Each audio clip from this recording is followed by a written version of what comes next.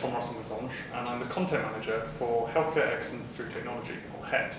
I'm joined today by David Hare, the Chief Executive of the Independent Healthcare Providers Network, who will be speaking at HET later this year.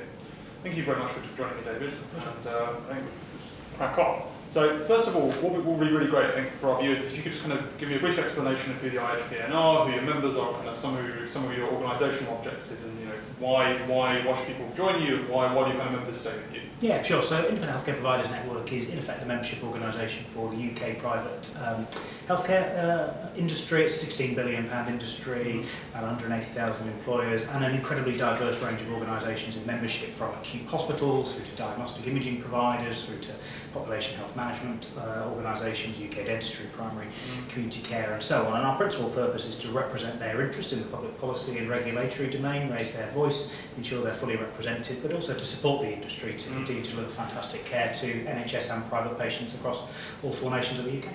Thank you.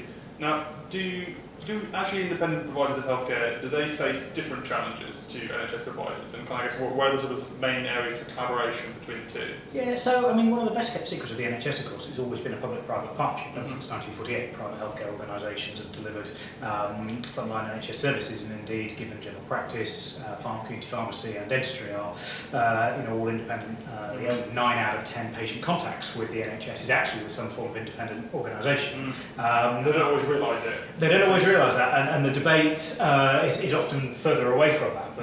But fundamentally, the NHS has always relied on the private sector and will continue to do so. Of course, there are some different challenges. So the private sector, delivers services to domestic and international patients privately, and of course, particularly in London, we're trying to compete with other international jurisdictions for those patients that can afford to move internationally, and that's maybe a different challenge to that faced by large swathes of the NHS. But as healthcare organisations, actually we're focused on exactly the same challenge as the NHS, which is the best possible care to the patients that are served and continue to drive forward improvements, and of course to secure the best workforce to deliver that across the UK.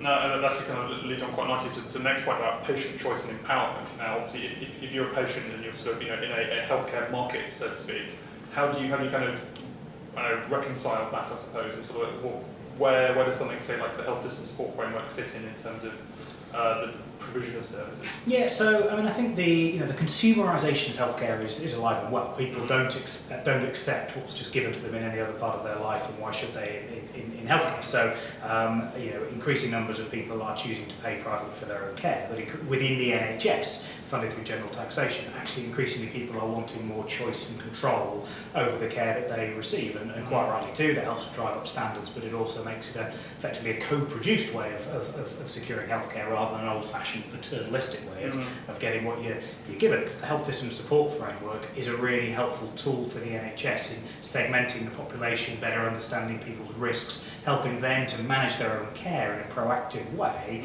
rather than simply a sort of see-treat service which picks you up when you're unwell and pops you back out again, on a sort of 1948 model. So it's a really critical way of seeing into people's healthcare needs, getting ahead of that, and being able to anticipate what kind of care they'll receive over the whole of their lives.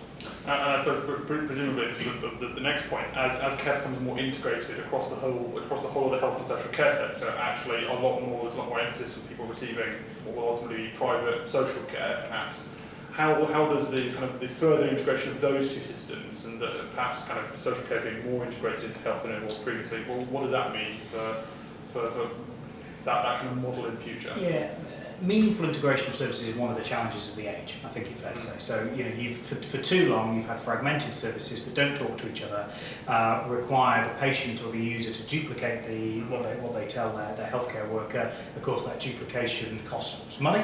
That's not good for the taxpayer. It's not good for the user as well. And one of the key challenges, for the next 5 or 10 years, is to properly integrate healthcare services with care services, primary care with acute care, private care, better with the NHS, so that for the patient those handoffs are invisible, that they actually just enter one pathway, one channel of care. Seamless pathway. And a seamless pathway of care. Now we're a long way away from that. There's a lot more work to do, but that's what the end user expects, and actually from international evidence that always delivers the best value for money for the funder of that service, whoever that may be.